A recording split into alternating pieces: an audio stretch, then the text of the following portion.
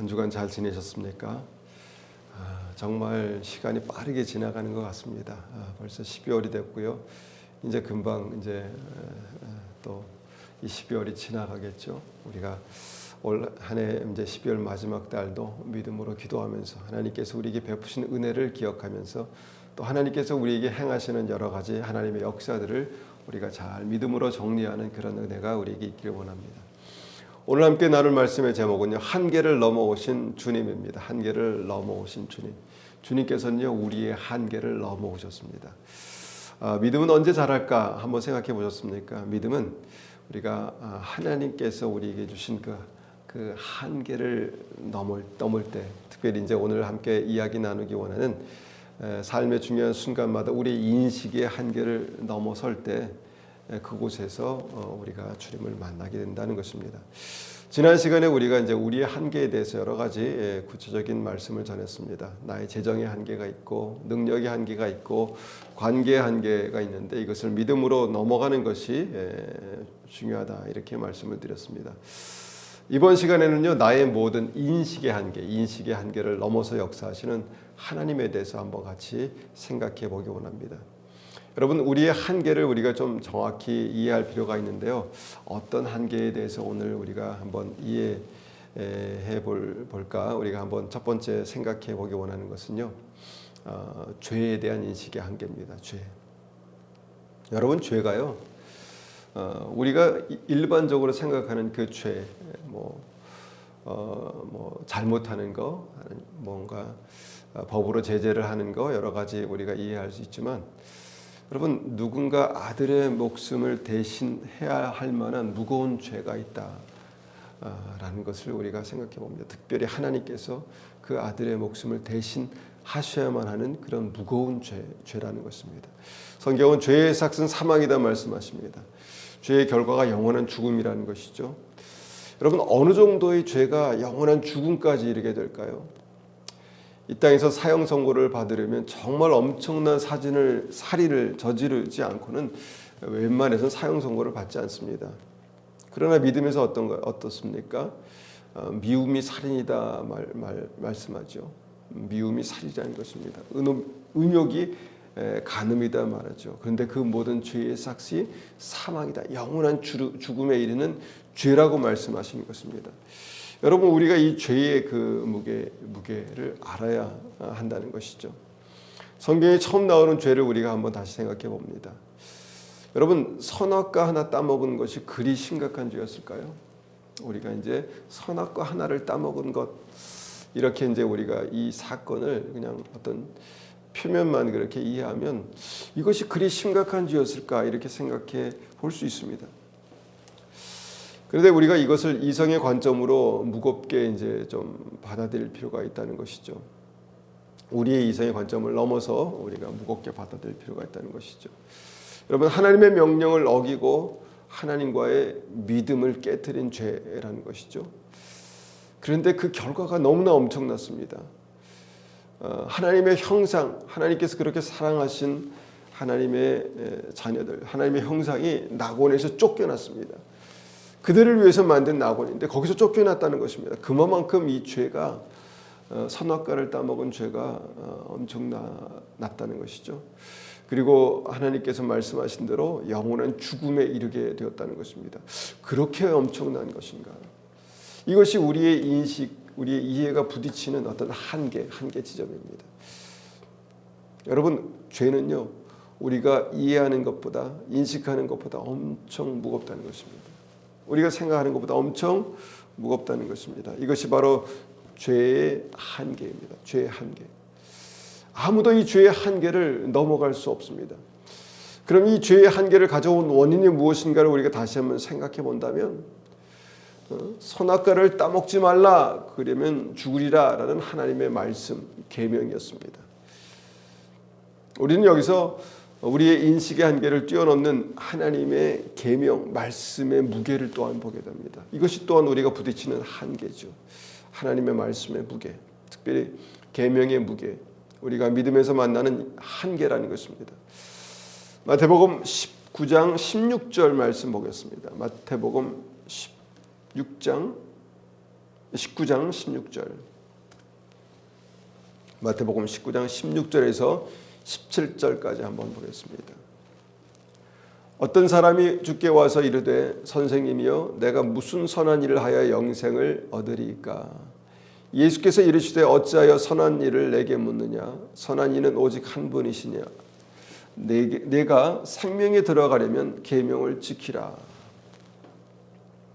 여러분, 우리가 이제 일반적으로 믿음이 무엇입니까? 믿음으로 영생에 들어가는 것, 그것이 믿음 아니겠습니까? 그런데 믿음으로 영생에 들어가는 것이 믿음인데 하나님께서 지금 주님께서 말씀하신 것이 무엇입니까? 계명을 말씀하고 있다는 것입니다. 근데 이 계명이 뭐냐면 생명의 영생에 들어가려면 계명을 지켜라. 예수님 하신 말씀입니다. 그러니까 우리가 이제 계명하면은 그냥 막연하게 생각할 것이 아니라 뭐 10계명을 우리가 한번 염두에 두고 생각해 볼 수 있다는 것이죠. 여러분 10계명을 지킨다고 천국 갑니까? 우리가 이렇게 이제 뭔가 이 계명에 대해서 우리의 인식의 한계에 부딪히게 되는 것이죠. 믿음으로 천국 가는 거 아니겠습니까? 믿음으로 구원받는 거 아니겠습니까? 믿으면 된다고 주님께서 말씀하셨는데, 근데 오늘 주님께서 또한 우리에게 생명에 들어가려면, 영생에 들어가려면 계명을 지키라 이렇게 말씀하고 계신다는 것입니다. 우리가 이제 뭔가 우리의 인식 속에서 이 계명이라는 것이 많이 무시되고 있는 어떤 그런 부분 중에 하나죠. 영생에 들어가는 것과 계명을 지키는 것이 무슨 상관이 있습니까? 우리가 그렇게 말할 수 있습니다. 이것이 또한 우리가 믿음에 대해서 특별히 오늘 다시 한번 생각해 보는 그 계명에 대해서 우리가 넘어서야 할 이해의 한계입니다. 우리는 쉽게 이것을 율법적인 신앙이라고 그렇게 폄하할 수가 있습니다. 그런데 그렇지 않습니다. 믿음으로 구원받고 그 믿음은 하나님을 사랑하는 것이라고 우리가 말하는데 주님께서 이렇게 말씀하셨다는 것입니다. 생명에 들어가려면, 생명을 얻으려면, 영생에 들어가려면 계명을 지켜라. 계속해서 주님께서는 이 계명에 대해서 우리의 인식의 한계를 뛰어넘는 말씀들을 하십니다. 요한복음 14장 15절입니다. 요한복음 14장 15절. 요한복음 14장 15절. 제가 한번 받들어 읽겠습니다. 너희가 나를 사랑하면 나의 계명을 지키리라. 그러니까 사랑하는 것이 믿음인데 사랑하는 것과 계명을 지키는 것을 주님께서 말씀하고 있다는 것입니다. 이것이 같다. 그러니까 나를 사랑한다고 말하느냐, 너희가 나를 사랑하느냐, 그러면 나의 계명을 지키리라, 지키게 된다는 것입니다. 그리고 요한복음 10장 21절에도 똑같은 말씀하시죠. 나의 계명을 가지고 지키는 자라야 나를 사랑하는 자니. 그러니까 나의 계명을 가지고 지키는 자라야 나를 사랑하는 자니. 생명에 들어가려면 계명을 지키라고 말씀하시는 것과 연결되는 말씀들입니다. 여러분 사랑을 말할 때 우리가 생각하는 일반적인 기대는 무엇입니까? 우리가 하나님을 사랑하는데 그 사랑하는 것, 자발적인 사랑으로 끝나는 것이 아닌가 이런 생각을 하게 되죠. 우리가 100번 양보해도 너희가 나를 사랑하면 뭐 헌신해라, 너희가 나를 사랑하면 복음을 전해라, 뭐 이렇게 이제 우리가 이해할 수 있는데 물론 이 말씀도 맞지만 주님은 좀 더 근본적인 말씀을 하시는 것입니다. 너희가 나를 사랑하면 계명을 지켜라. 계명을 지켜라. 이 계명이 우리가 어떻게 보면 믿음에서 우리의 인식의 한계를, 이해의 한계를 뛰어넘어가야 되는 굉장히 중요한 진리다라는 것입니다. 여러분 이 계명이 결국 이제 에덴에 있었다는 것입니다. 선악과를 따먹지 말라. 따먹으면 죽는다. 이것이 이제 하나님께서 아담과 하와에게 주신 계명이죠. 그런데 아담과 하와가요 이 계명을 버렸습니다. 따먹었습니다. 그리고 어떻게 됐습니까? 아담과 하와가 버림을 받았습니다. 이것이 바로 우리가 잘 이해되지 않고 받아들여지지 않는 이 이제 계명에 대한 한계라고 볼 수가 있습니다. 주님은 결국 이 계명의 뿌리를 다시 이 사랑에 연결시킨다는 것이죠. 바리새인들이 묻습니다. 주님 그러면 가장 큰 계명이 무엇입니까? 그때 주님께서 말씀하시죠. 마태복음 22장 36절에서 40절을 읽어보면요. 제가 한번 그 부분들을 보면은 이 계명의 첫째가 무엇입니까? 내 첫째 되는 계명이 내 마음을 다하여 주 너희 하나님을 사랑하라. 이것이 이제 첫째 계명이다 말씀하시죠. 그리고 둘째는 이와 같으니 내 이웃을 내 몸과 같이 사랑하라. 그러니까 이 계명이 사랑과 연결되어서 주님께서 말씀하신다는 것입니다. 그러니까 사랑은 그냥 자발적인 의지라고만 생각했는데 그것이 아니다라는 것을 우리가 말씀을 통해서 정말 우리를 깨우시는 말씀을 듣게 되는 것이죠. 여러분, 반드시 사랑해야만 되는 원칙이 있다는 것입니다. 반드시 사랑하는 것이 어떤 법, 계명, 원칙이라는 것입니다. 그러니까 목숨 걸고 사랑하는 게 주님이 말씀하신 사랑이다라고 우리가 이해하게 됩니다. 이것이 또 우리가 진리의 말씀을 정면으로 대면할 때 만나는 우리의 이해의 한계라고 믿습니다. 성경은 이 진리에 대해서 한 번도 양보하신 적이 없습니다. 요한계시록 2장 4절 우리가 이제 한번 찾아보겠습니다. 요한계시록 2장 4절. 주님께서 에베소 교인들에게 주신 말씀이죠. 에베소 교회에게 주신 말씀입니다. 요한계시록 2장 4절에서 5절 제가 받들어 있습니다. 그러나 너를 책망할 것이 있나니 너희 처음 사랑을 버렸느니라. 그러므로 어디서 떨어졌는지 생각하고 회개하여 처음 행위를 가지라. 만일 그리하지 아니하고 회개하지 아니하면 내가 내게 가서 내 촛대를 그 자리에서 옮기리라.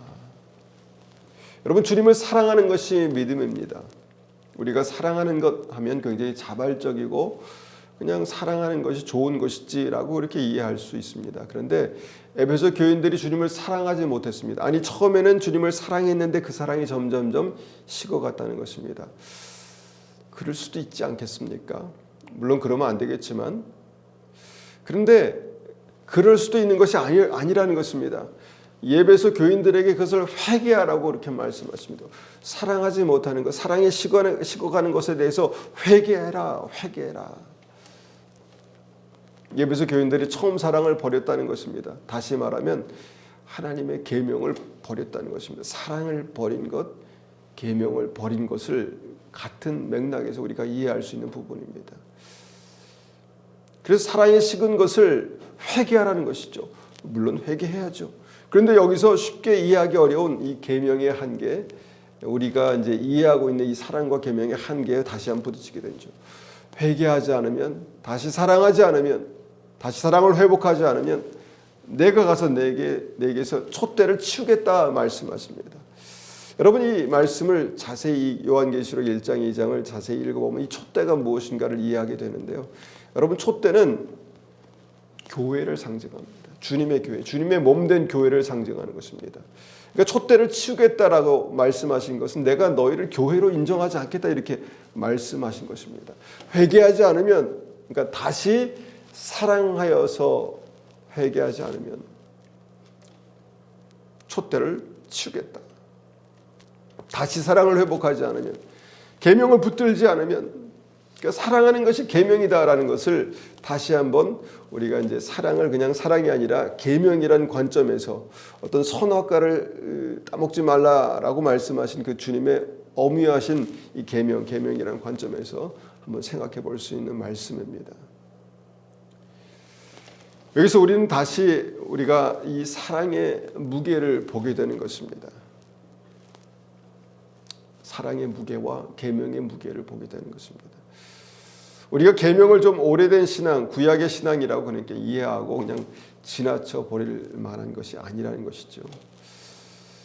계명을 우리가 어떻게 좀 더 구체적으로 이해할 수 있을까요? 부부가 이제 사랑하여서 결혼하여 가정을 이룹니다. 그런데 그 부부가 행복하게 살기 위해서는, 영원히 정말 행복하게 끝까지 살기 위해서는 무엇입니까? 계명을 지켜야 한다는 것입니다. 우리가 이제 이것이 계명이다라고 그렇게 얘기하지는 않지만 부부가 함께 이해하는 계명이 있습니다. 그것이 뭡니까? 나 외에 다른 남편을 두지 않는 것입니다. 맞죠? 나 외에 다른 남편을 두지 않고 나 외에 다른 아내를 두지 않는 것입니다. 오직 한 사람만 나의 배우자로 그렇게 사랑하는 것입니다. 이것이 계명입니다. 그러니까 사랑이라는 차원과 계명이라는 차원이 이렇게 결부되어 있다는 것을 이해할 수 있는 부분이죠. 여러분, 이 계명을 지키는 것이 사랑하는 것입니다. 사랑하는 것이 바로 이 계명을 지키는 것이죠. 이것이 온전한 가정, 온전한 결혼을 유지하는 것입니다. 지금 우리가 이제 말씀드린 주제가, 나눈 주제가 우리의 이해 한계를 넘어서는 그 믿음의 주제에 대해서 우리가 이해하고 있는데요. 죄의 무게가 그렇다는 것입니다.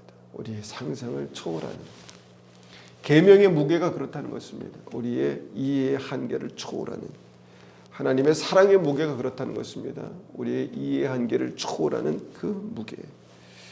마치 우리가 이제 넘기 어려운 어떤 이런 한계라는 생각을 하게 됩니다. 이것을 넘어가야 되는데 우리의 이해의 어떤 이 한계가 너무 분명하기 때문에 이것을 쉽게 넘어가지 못한다는 것입니다. 그런데 그 한계를 넘어서서 그 무게, 주님께서 말씀하시는 그 무게를 우리가 알아야 우리가 믿음 안에서 살아계신 하나님을 만난다는 것입니다. 이것이 바로 하나님께서 주신 첫 계명, 선악과의 무게였습니다. 선악과를 주신 하나님의 사랑이었고 계명이었다는 것입니다. 여러분, 그것 때문에 결국 하나님의 형상, 하나님의 자녀, 정말 인간의 영원한 죽음을 맞게 되었다는 사실이죠. 우리가 우리의 이해의 한계를 넘어서서 우리가 분명하게 만나야 되는 그런 진리입니다. 그러니까 한계를 초월한 어떤 믿음이죠. 근데 마지막으로 우리가 이런 것들을 우리가 이해할 때, 이런 것들을 우리가 믿음으로 붙들 때, 마지막으로 우리의 상상, 우리의 이해 한계를 초월해서 알아야 될 것이 있습니다. 그것이 뭐냐면 하나님의 한계를 초월한 하나님의 사랑입니다. 한계를 초월한 하나님의 사랑. 영원한 죽음의 사형 선고, 진짜 영원한 죽음의 사형 선고를 받은 하나님의 형상을 다시 살리시는 한계를 초월한 하나님의 사랑입니다. 하나님의 자녀를 향한 하나님의 사랑의 무게는 바로 우리의 모든 한계를 초월하는 것입니다. 여러분, 자신의 생명을 내어주신 만큼, 살아계신 하나님께서, 만왕의 왕께서 자신의 생명을 내어주실 만큼, 아들의 생명을 내어주실 만큼 사랑한다는 것입니다. 사랑하셨다는 것입니다. 너무 엄청나기 때문에 우리가 이것을 우리의 이해 한계를 넘어서서 이 사랑을 우리가 믿고 받아들이기가 참 힘듭니다.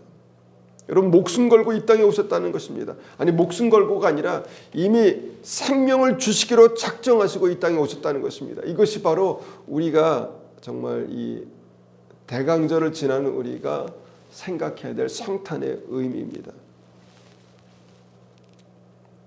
여러분, 혹시 박정호 장로님 아십니까? 찬양사역자죠. 제가 이제 하루는 그분의 간증을 들었는데요. 그분이 이제 열심히 이렇게 사역하고 찬양 사역하다가 이 간암 말기라는 사형 선고를 받았습니다. 그래서 급히 간 이식이 필요했다는 것이죠. 그런데 마침 그 딸 아이가 그 간이 이식할 수 있는 어떤 상태였다는 것입니다.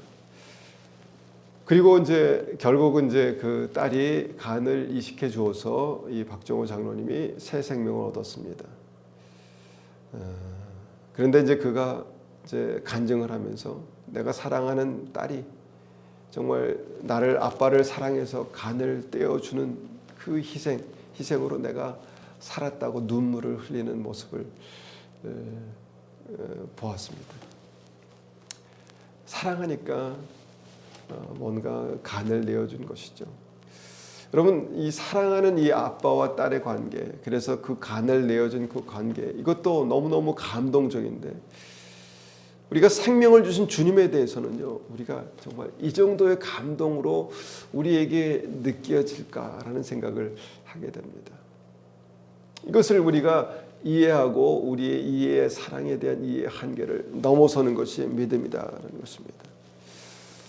왜 이것을 쉽게 넘어가지 못할까? 죄의 심각성, 죄의 한계, 또 계명의 한계, 이것을 넘지 못하기 때문이다라고 믿습니다.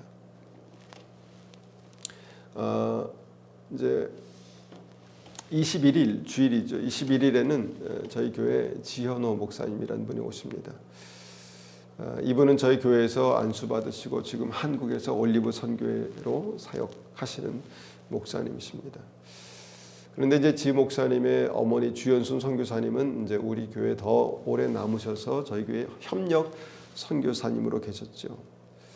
그런데 이 주현순 선교사님의 그 간증 가운데 정말 아픈 목숨이 위태로운 오빠를 위해서 콩팥 하나를 떼어준 그런 간증이 있습니다. 그렇게 콩팥 하나 떼어주시고 그 이후에 집에 오셨는데 정말 허리가 펴지지 않았다는 것입니다. 하루 아침에 10년이 더 늙은 모습으로 어머님 오셨다라고 이제 목사님이 그렇게 간증하시더라고요. 그 어머니를 보는 아들 지 목사님의 마음이 얼마나 찢어지게 아팠을까라는 그런 간증을 들었습니다. 너무 대단하고 귀한 사랑이다라고 이해를 했습니다. 우리가 이제 이 구체적이고 어떤 이 구체적인 어떤 사랑과 희생의 어떤 이 간증을 들으면 정말 가슴이 찡하고 그것을 직접 경험하는 사람들 얼마나 그렇겠습니까? 그런데 예수님은요, 그냥 간과 콩팥을 내어주실 뿐만 아니라 생명을 내어주셨다는 것입니다. 하늘 부자를 버리시고 낮고 천한 이 땅에 인간의 모습으로 오셔서 생명을 주셨다는 것입니다. 정말 이것이 정말 너무 엄청나기 때문에 우리의 이해 한계를 뛰어넘는 어떤 그런 사랑이다라고 우리가 그렇게 말씀드릴 수 있습니다. 우리의 한계를 뛰어넘어 역사하시는 하나님의 사랑의 무게와 능력을, 이 가치를 우리가 알기를 원합니다. 여러분, 하나님의 사랑은 우리의 상상을 초월합니다. 그리고 그 사랑이 우리 안에 역사하는 것입니다. 여러분, 나의 이런 모든 한계를 넘어 역사하시는 하나님을 만나는 것이 믿음입니다. 그 한계를 넘어 역사하시는 하나님을 만나려면 여러분, 내 안에 모든 이성의 벽, 이것이 무너져야 합니다. 이성의 한계를 넘으셔야 합니다. 죄에 대해서 정말 그 나의 인식의 한계를 뛰어넘어서 그 죄의 무게가 무엇인지를 알아야 하고, 또 그 죄가 하나님의 말씀을 정말 버린 그 계명을 버린 그 이 계명의 무게를 알아야 하고, 또 그 인간을, 사람을 구원하시기 위해서 정말 생명을 주신 그 사랑의 무게를 알아야 합니다. 여러분, 이 한계를 뛰어넘는 것이 믿음입니다. 그런데 이 한계에 갇혀 있는 것이 무엇입니까? 이것이 바로 불신앙이다라는 것입니다. 내 안에 있는 모든 불신앙, 내 이성의 어떤 테두리를 깨트리는 어떤 그런 역사가 우리의 삶 가운데 있기를 원합니다. 적당한 선에서 내 안에 불신앙을 만들어내는 그 내 이해의 한계를 깨트리시는 은혜가 있기를 원합니다. 결론입니다. 내가 지금 내 모든 한계를 넘어서는 그 믿음이 필요합니다. 죄에 대해서 더 깊은 이해, 깊은 회개가 있기를 원합니다. 하나님의 계명에 대해서 더 깊은 이해와 그 무게가 내 삶 가운데 있기를 원합니다. 그리고 이 사랑에 대해서, 하나님의 사랑에 대해서, 영원한 생명에 대해서 지금도 살아계시고 역사하시는 주님의 사랑과 은혜를 우리가 경험하기를 원합니다. 그래서 우리의 한계를 넘어서 역사하시는 그 주님을 우리의 삶 가운데 만나시는 은혜가 있기를 축원합니다. 우리가 한번 이 말씀을 가지고 한번 같이 기도하겠습니다. 주님, 우리에게 은혜 베푸셔서 우리의 모든 이해와 이성의 한계를 넘어서서 역사하시는 주님의 이 진리들을 우리가 더 깊이 깨닫기 원합니다. 함께 기도하시겠습니다. 아버지 하나님, 주님께서 주신 계명의 무게가 얼마나 무거운지를 우리가 알기를 원합니다. 주님, 우리가 계명, 구약의 계명이라고 그렇게 치부하고 또 그렇게 그냥 하나님의 은혜로 덮으려는 그런 이 시대의 신앙을 바라보면서 하나님의 말씀, 계명이 얼마나 무거운 것인지를 다시 한번 깊이 깨닫기를 원합니다.